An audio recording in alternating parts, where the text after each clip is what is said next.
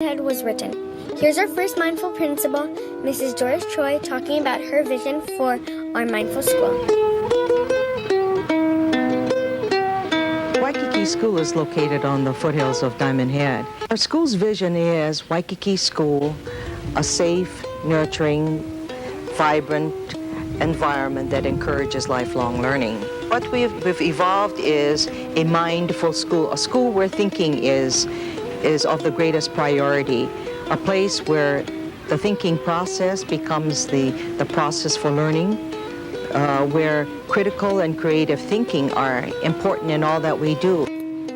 In the 1990s, under Mrs. Choi's leadership, the school decided to become a school community-based management school, a school governed by the decisions of its community. This is a clip of Mrs. Tabor talking about the beginning of our mindful school.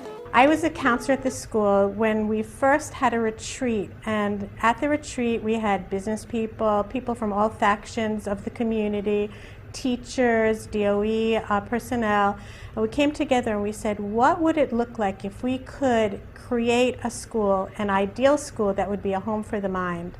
What would it look like? And from that retreat, we generated a concept for what we now call the mindful school. To bring the vision